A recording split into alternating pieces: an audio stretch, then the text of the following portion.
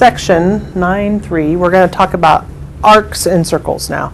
So there is a major arc that is greater than 180 degrees and a minor arc that's less than 180 degrees.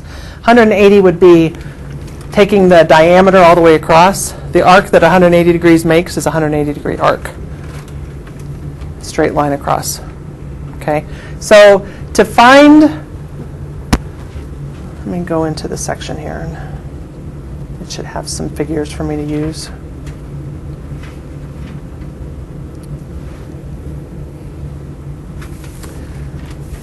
Maybe. So here's an example of the major arc is in red, the minor arc is in blue. A semicircle has an arc length of 180 degrees. Okay. Two arcs are congruent if their central angles are congruent. So even though they aren't in the same place in the circle, as long as the angle measures the same, they are congruent arcs. Everybody watch this video, hopefully? No?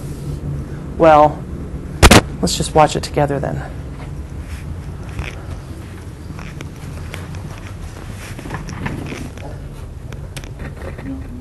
And you want to think about just a portion of the circle, that would be called an arc. So if we take 2 points on the circle, we call them A, B. Now we want to think about just the little line there that connects A and B. That's actually called an arc. So this right here is an arc, and it would be called arc AB. And the way you write that is you write AB and then you just put a little arc symbol over it. Arc AB is called a minor arc because it is less than half the circle. If we wanted to think about the other arc that's actually created by A and B, this whole big thing, that's called a major arc because it is more than half the circle. So anytime you think about 2 points on a circle, 2 arcs are created, both a minor arc and a major arc.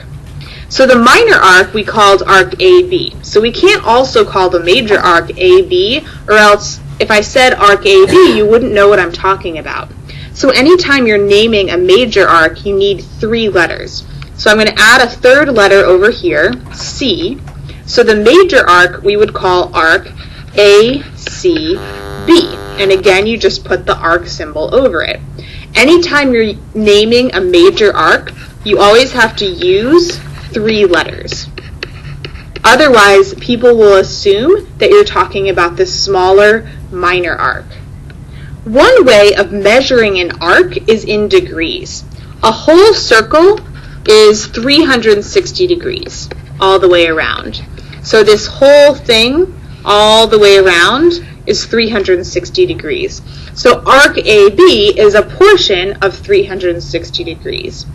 If we draw the center point and 2 radiuses that connect the center to A and the center to B, arc AB will always be the same measure as this angle right here, which is called the central angle. So let's say that this central angle was 95 degrees. That would mean that the measure of arc AB is also 95 degrees. Now because a full circle is 360 degrees, if you know the measure of the minor arc, you can also figure out the measure of the major arc by doing 360 degrees minus the minor arc measure. So if we wanted to figure out the measure of arc ACB, what we would do is 360, the full circle, minus 95, which is the minor arc, and then we will be left with the major arc. So that would be 265 degrees. Now let's look at one more example. What if you had a circle and the arc you were talking about was actually half the circle? So if you were talking about arc ABC, that would be this arc right here, because you just follow around ABC. And because AC is the diameter of the circle, it means that this arc we're talking about is actually what's called a semicircle, because it's half a circle. That prefix semi means half. So if it's half the circle, the measure of that arc will be 180 degrees, because that's half of 360. 360, which is the whole circle, divided by 2 equals 180. So this is sort of a special type of arc if it's a semicircle, and it will always be 180 degrees.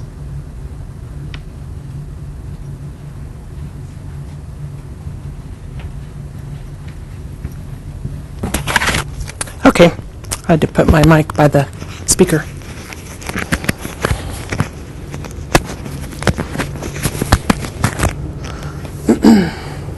Okay, so the other thing that's talked about here, and maybe we'll just go through this example since no one's watched the video.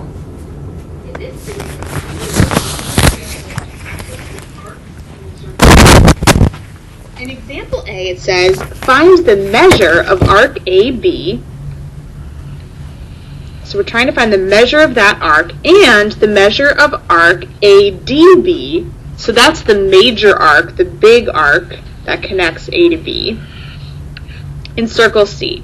Alright, so what we're given right here is that this angle is 102 degrees. And remember that that angle that's at the center is called a central angle. And the central angle is always the same measure as the arc that it intercepts. So that means that the measure of arc AB, which is the arc intercepted by that angle, is also 102 degrees. So that's the first part. Now the other thing that you need to know is that a full circle is 360 degrees all the way around. So that means that the minor arc AB plus the major arc ADB must equal 360 degrees. So if AB is already 102, to get the measure of arc ADB, what we can do is 360 minus 102, and that gives us 258 degrees. So the measure of arc AB equals 102 degrees, and the measure of arc ADB equals 258 degrees.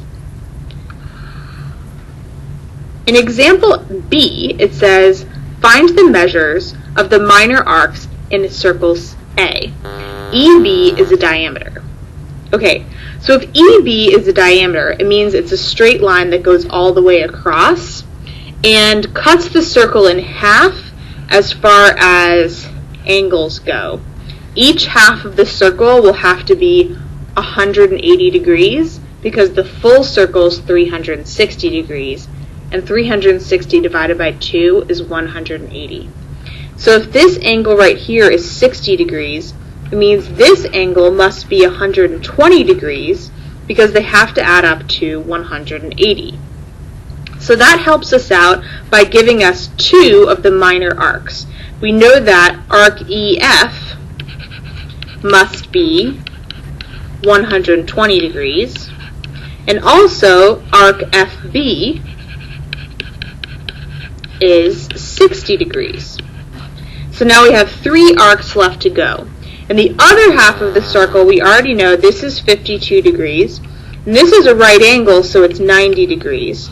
So that means that arc CB equals 52 degrees. And arc DC equals 90 degrees. So the last thing to figure out is arc ED. And again, we can use the idea that half the circle is 180 degrees. So 52 plus 90 plus this arc right here has to equal 180 degrees. So we can do 180 minus 90 minus 52 in order to figure out that missing angle. And we get 38 degrees. So that means the missing angle and the missing arc that goes along with it, arc ED, is 38 degrees. If we wanted to check if we were right, we could double check that all of these angles our measurements add up to 360, since we just talked about the whole circle, which should equal 360 altogether. In example C, we're looking at the same picture and asked to find a few other things. Find the measures of the indicated arcs in circle A, and again, EB is a diameter. So we're first asked to find the measure of arc FED. So let's figure out where that is in the circle. FED, you just want to follow it around, the three letters, and there we go. So FED is a combination of both arc FE and then arc ED. So if we want to figure that out, all we have to do is add up the 120 degrees plus the 38 degrees to get 158 degrees. We're going to do the same thing for CDF. So CDF is CDF. So we have three parts to this. We have our 90-degree right angle plus 38 plus 120, which is 248 degrees. And finally, the measure of arc DFC, which is DFC. So that's the whole circle except for this angle right here, which is a 90-degree angle. A quicker way to do this, besides adding up 38 plus 120 plus 60 plus 52, would be to just do 360, the whole circle, minus the 90 degrees that we're not including, to get our answer of 270 degrees.